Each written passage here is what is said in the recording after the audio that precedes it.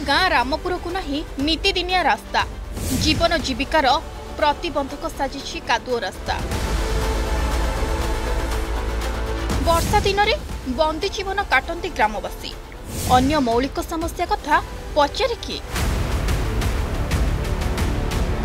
वर्षा दिन में अणओसारिया कादुओ रास्ता ही भरोसा संकटापन्न अवस्था यातायात करुछंती ग्रामवासी। गाँ को आंबुलांस एवं दमकल वर्षा दिन में आसिबा मुस्किल।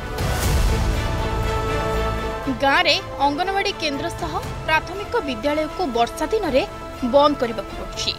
कादुओ रास्ता जो पिला माने पाठ पढ़ा को आसीपारती नहीं। ग्रामवासी रास्ता समस्या नहीं विभागीय अधिकारी को दाबी कर आसुथिबा सुधा कौनसी सुफल मिल पारि नाही। निज भाग्य को आदरी जीवन बिताउछंती ग्रामवासी।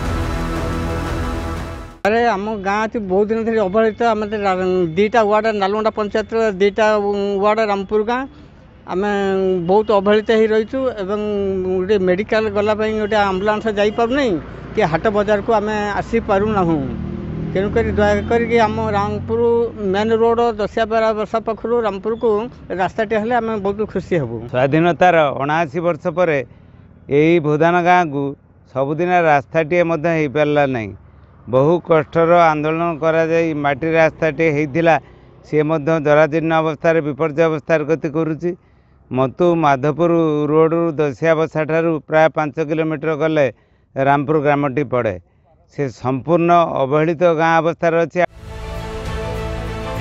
एपटे गाँव रास्ता समस्या संपर्क में ग्रामवासी बहुबार बीजेडी विधायकों निकट में गुहारी करथिले मध्य आज जाए रास्ता माटी मुठाए पड़ पारिला नहीं। केंद्र और राज्य सरकार विभिन्न योजना एमानक पई सात सपन। चांदवाली निर्वाचन क्षेत्र में पावरफुल युव विधायक भावे परिचित किंतु विकास एठी बाटबना। रामपुर गोटे गाँ गोटे हरिजन बहुल गाँ एवं सेठी 2000 रु ऊर्ध्व लोक बसवास करती।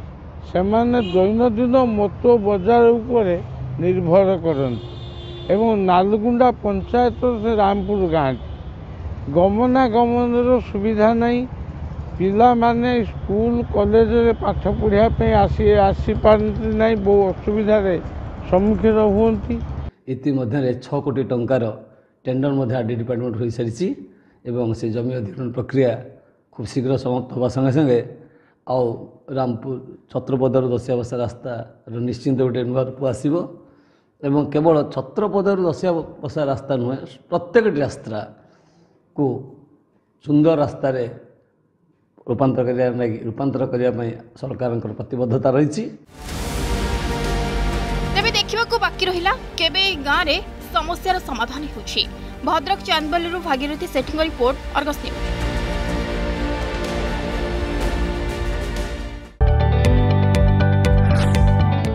जदि आपंक आम भिडी भल लगा तेब आम चैनल को लाइक शेयर और सब्सक्राइब करने को जमा भी भूलु नहीं।